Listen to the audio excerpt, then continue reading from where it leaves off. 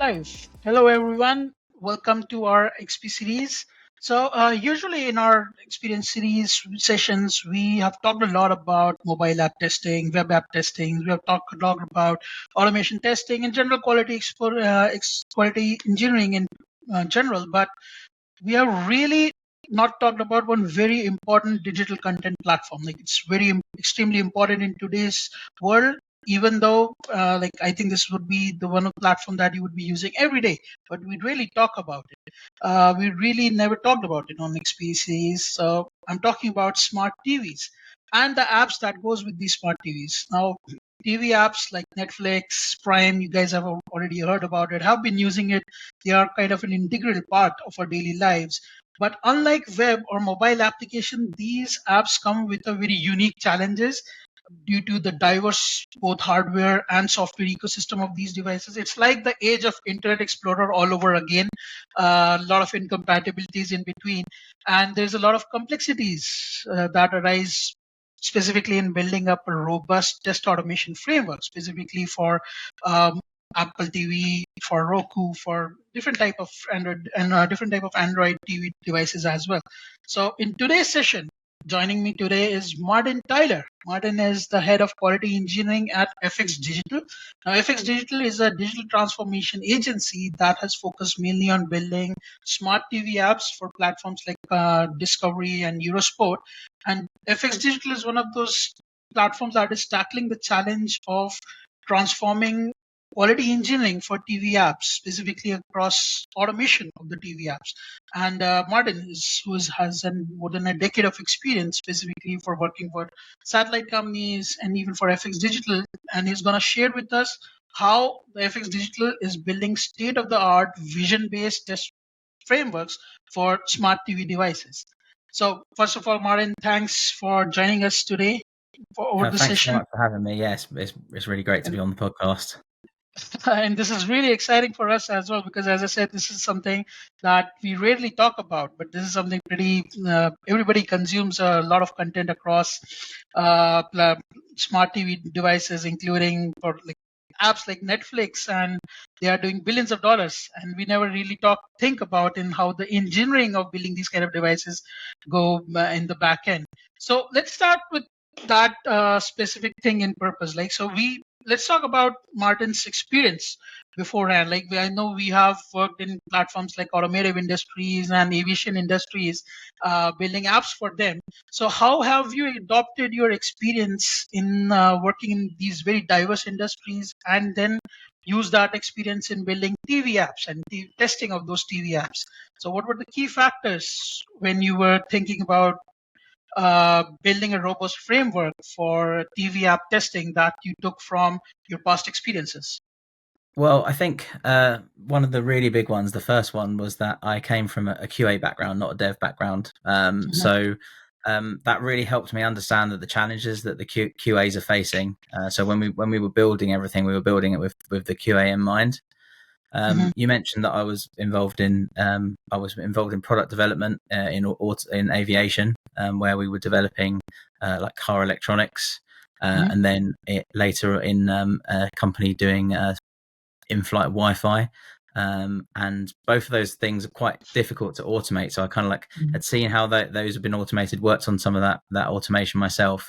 So I kind of had that experience of like how to automate the unautomatable, I guess. And I think people normally they listen to my experience and they go, "Oh, they must have been really hard, aviation and automotive, to automate those things." But actually, EVs are much more difficult because they're super locked down.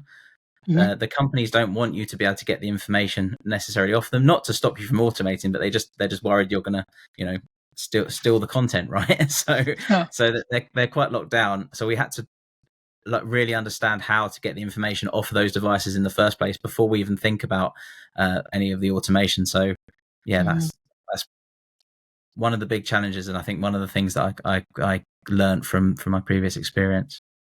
So actually doing a very deep dive into the hardware of the TV. So in fact, I will say this is the first experience that you already had, that it's not just the software side of things. You also have to look at holistically how the tooling can be built over the top on the available hardware so that you get best the logs, results, and everything out of it to actually understand the quality of application.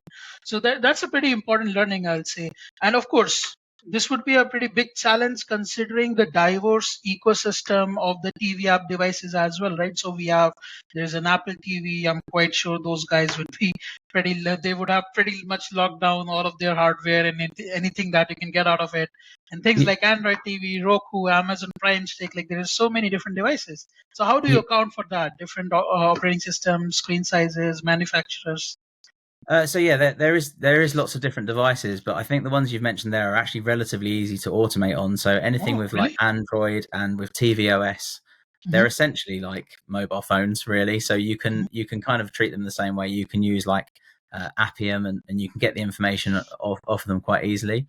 When you start to look at like Samsung TVs, LG TVs, like we get some like really weird and wonderful boxes from around the world, like Fetch, which is a set-top box in Australia, Comcast boxes out of the US, Sky boxes in the UK. Now that's when the real challenge starts, because the web drivers aren't necessarily available, and where the web drivers are available for those devices, they often can't get screenshots from the devices. And because we're doing everything vision based, we need to be able to get those screenshots off of the devices. So yeah, that's kind of like the first challenge, really. In terms of like the resolution, we test everything from the design. So what we're doing is taking a screenshot of the application as it's on the real device, and then we're taking a screenshot from the designs of the specific element. So not the entire page, we're just looking for a specific element, much like you would do like traditionally you'd look for like an XPath of an element or an ID of an element. We use the image as like the identifier. And then our what we call our image comparison API, that will return the location of that element. It will return like the percentage match. So we have a threshold that we work to. We don't work to 100% because we don't want really flaky test cases, and humans can't tell it's if it's a couple of pixels out, it's not really gonna make any kind of difference to you. So yeah, that's how that works, and we scale everything up or down to 1080 because that's what our designs are done in. So that's how we handle those different screen resolution sizes. So it's basically a big, robust set of frameworks around visual regression testing. So Everything is done completely with vision based, and the reason that we do that is FX Digital use a framework called Lightning.js, and that we don't just use that, but we use that a lot, and that makes use of the GPU rather than the CPU. So it uses WebGL under the hood, which is basically a language that renders images on your GPU, and you don't get the DOM, so you can't interrogate the DOM like you would traditionally. So that's why we had to go down this visual route. But also our dev team, much like we're not scared of new technologies, our dev team aren't scared of new technologies. So we wanted to build a framework that it doesn't matter what underlying technology was being used. We wanted it just to be completely agnostic. So that's where the visual stuff came in. And then actually it's really kind of like we started off doing it for the WebGL reasons, but actually when we've started to use this in practice, it just makes so much more sense because that's how a user's actually using the device. They're not looking into the DOM. They are looking at the screen and looking at what's on there. We've seen issues like, for example, a shader on a particular skybox was behaving slightly differently because every one of these devices, every single model year is generally pinned to a different version of browser. So you've got lots of different browsers, and people don't throw their TV devices away. They keep them for 6-7 years, much longer than you would for a mobile phone. So we're testing against many different versions of these browsers, and this particular Sky device, the shader was behaving differently to all the other ones. Now, if we'd have been using traditional automation, we would have gone, oh, that element is there, that exists, and it would have been absolutely true. It would have existed.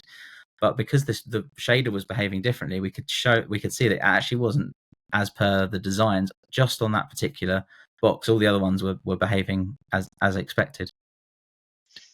Nice. So that's a completely very different approach. So we do a lot of browser testing. We know people are doing a lot of browser testing, mobile device testing, and visual regression testing is something that is also a part of ecosystem. People doing a lot, but taking this as so usually visual regression testing is a second approach. They start with DOM to DOM testing. They do more of a browser testing, and then go on to let's also do a visual regression approach. But you did it the other way around. The visual elements came first, right? That's pretty interesting. So let's talk about maintenance of such a system. So you mentioned a few challenges, but when I have to really scale this up, when I have to really scale this across different devices, different type of operating systems, so how is this scale maintained? And specifically when the company that you're working for, that is FX Digital, as their portfolio keeps growing, how's that scale is being maintained? Yeah, it was a huge challenge. We went from doing completely manual testing to we run around 300,000 automated test cases a month now, always on real devices. And yeah, there was lots of challenges to getting it to that point. We started off running everything on a Mac Mini, which soon ran out of capacity. We'd built this framework from the ground up, so there was lots of course, with any piece of software, right, there was bugs in that in the first place. So we had this process that we went through with the QA team at first, where we would sit with them and we would train them, because they were all manual QAs, right, or a lot of them didn't have necessarily automation experience. Sat with them, explained like how things work, but also found bugs in the framework, and fixed those over time. I'm happy to say that we're in a much better position now. We host a lot of our microservices on the cloud, and we're able to scale horizontally with that. So we're able to scale up those services. I checked just before I came on, actually, our image comparison API had around 200,000 API calls last night. So we've kind of learned how to build those really robust microservices as well.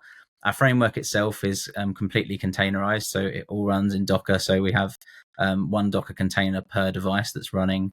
In our lab, I think we're up to around 50 or 60 devices now, so it's quite a few. And we've invested heavily into high-end servers on premises, because the devices are on premises, and if you have a WebDriver running in the cloud, for example, you can imagine that's a bit of a recipe for disaster if your internet connection goes down for a few seconds. So yeah, we've really spent a really long time making sure that is really well maintained. Of course, documentation.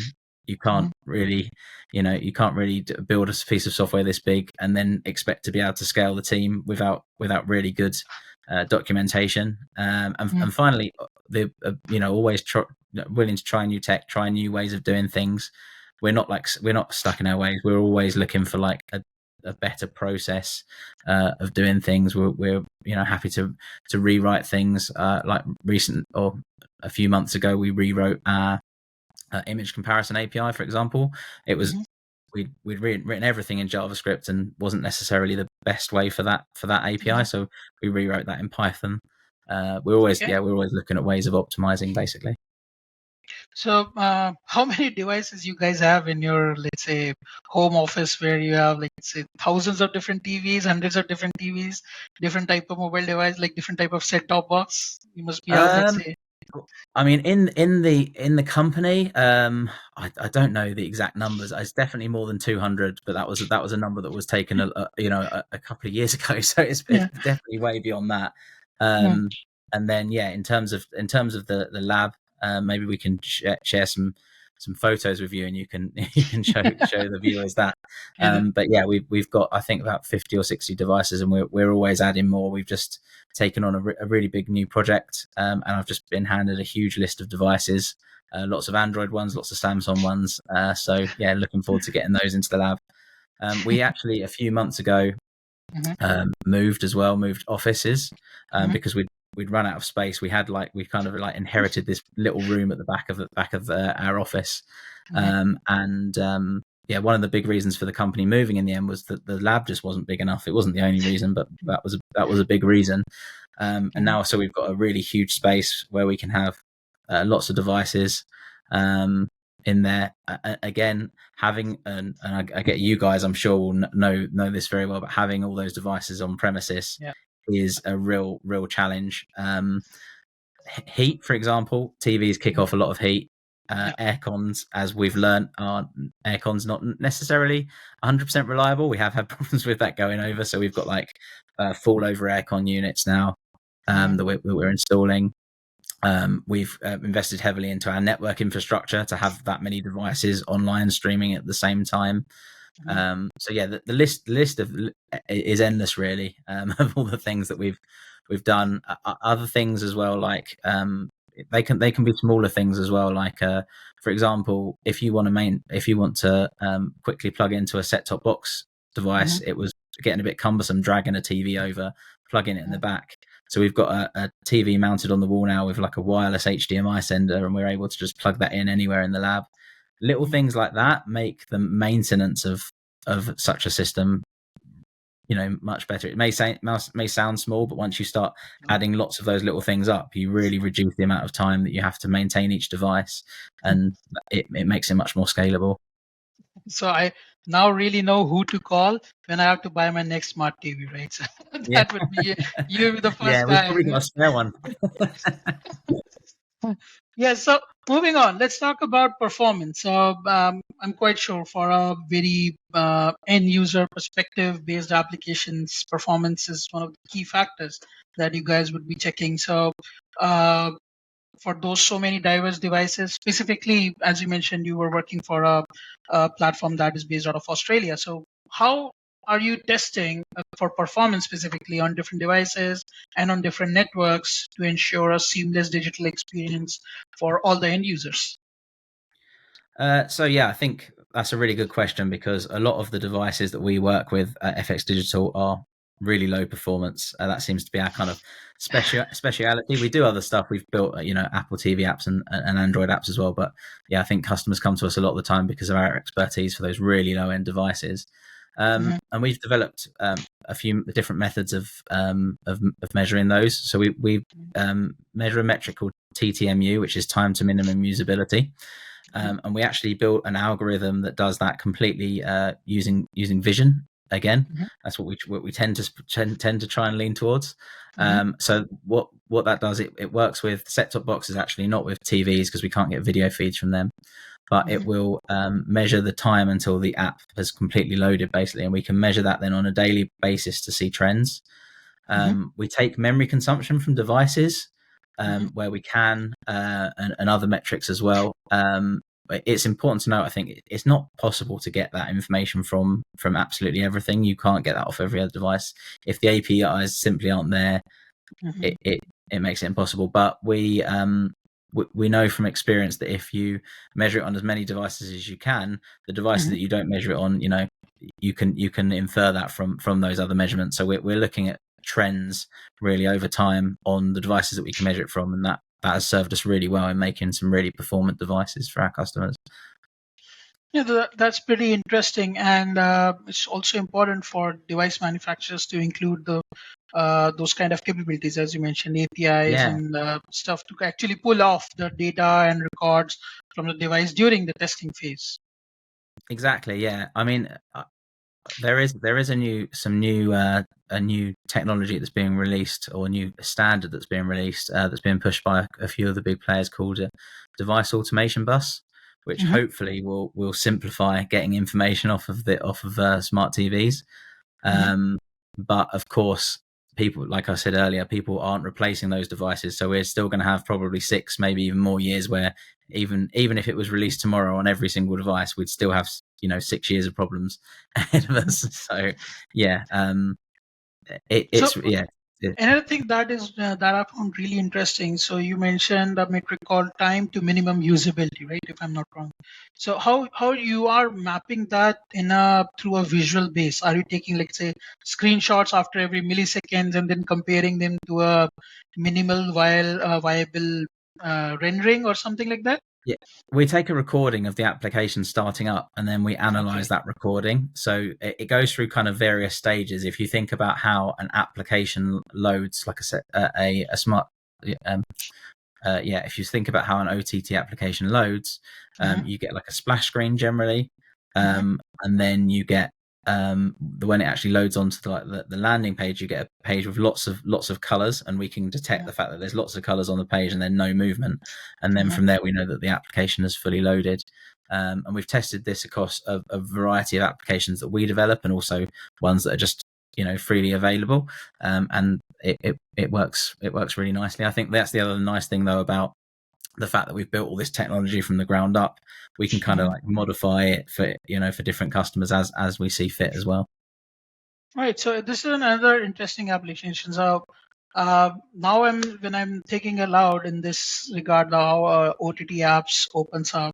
So there is a tada of Netflix, and then it opens up the application. So how do you account for things like personalization in an OTT application? So whenever something opens, the top screen is usually very dependent upon what kind of things you have watched, or location, and all of those things. Like there would be a lot of personalized information, because a lot of changes because of the personalized information that would be coming on the home screen. Like how do you account for that?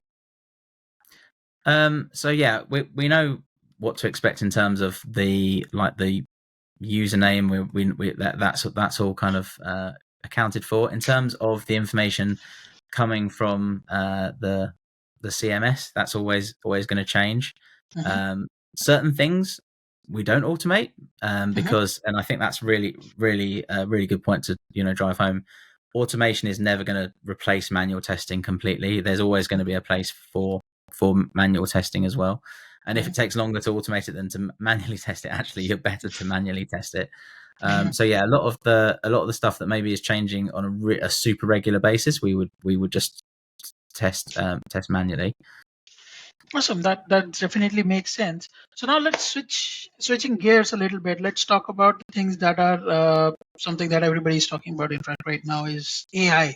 So AI, ML, all these models, new technologies, Chat GPT, generative AI, and even cognitive AI based features. They are doing a lot, specifically in fields around mobile and web app testing. So how's that impacting the world of TV apps? So how do you see the role of AI ML in the TV app testing, and what are the challenges specifically, challenges and opportunities that you see using these technologies in the future? Our vision algorithm is all machine learning based, so we use machine learning Right. quite extensively. AI, we are starting to use that. So one thing that we're quite passionate about at FX is not just automating the testing, but Mm-hmm. automating like the phases of testing. So writing the test cases, analyzing the test cases, and maintaining them as well. So we've got quite a long roadmap based around how we're going to use AI in that. At the moment, we've started working on a AI algorithm that is able to write test cases. So Mm-hmm. our framework has a number of predefined steps that Mm-hmm. the QA team can use.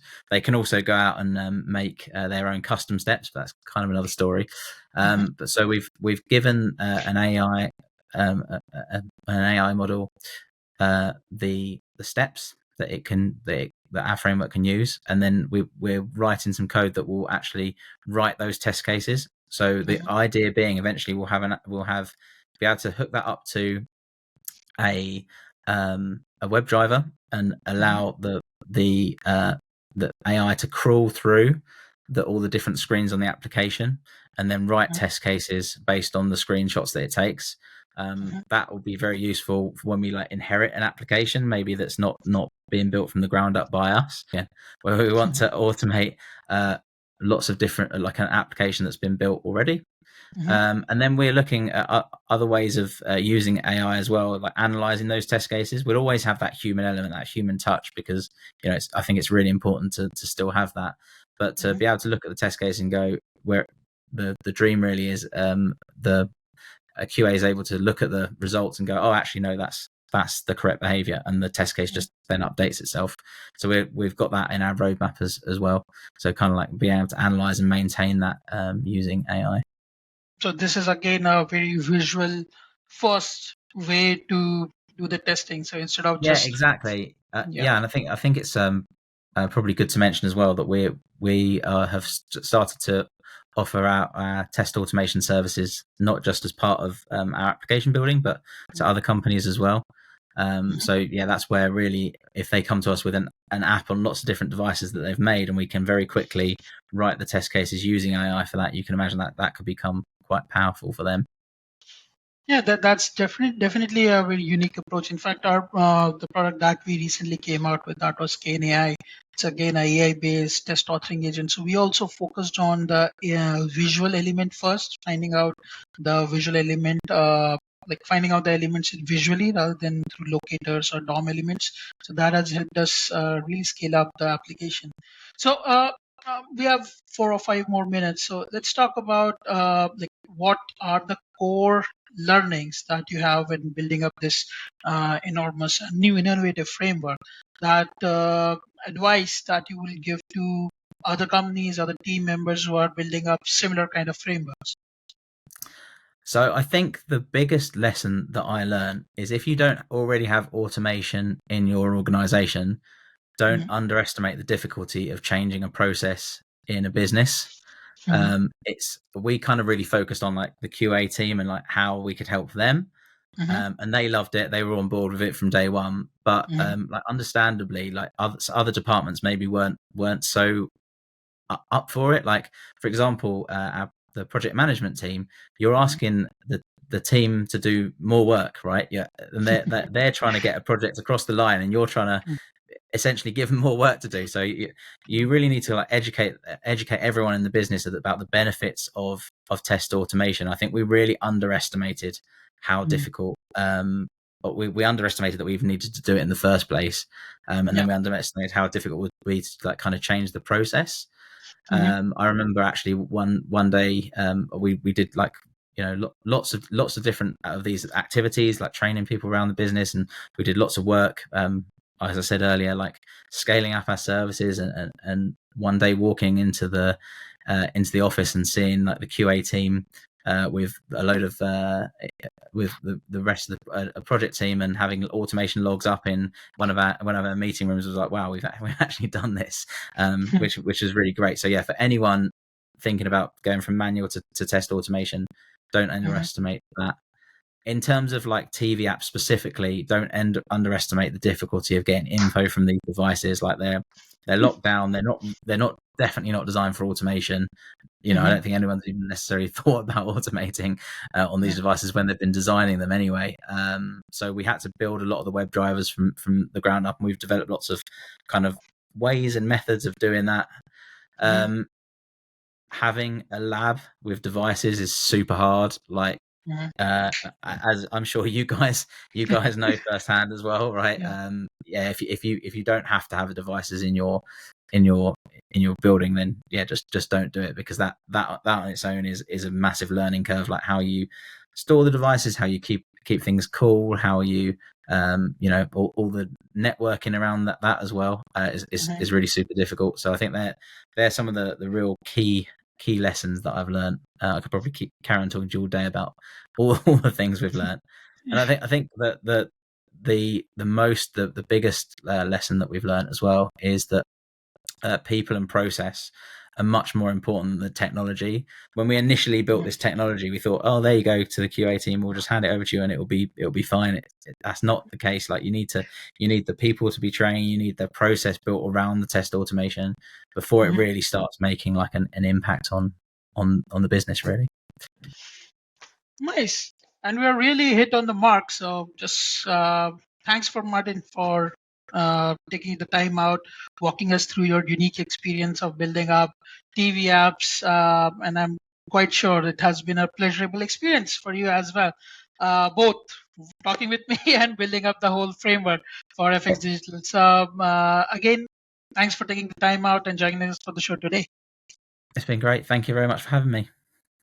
Awesome. So this session, again, as I said, this would be available on over YouTube. Feel free to subscribe to our platform to get more such sessions on your inbox. I will also leave Martin's social info below. So if you want to ask any questions, feel free to add in the YouTube comments or reach out to Martin directly. Maybe he will be able to help out. Again, thanks everyone for joining us today. Until next time for our next session. Happy testing.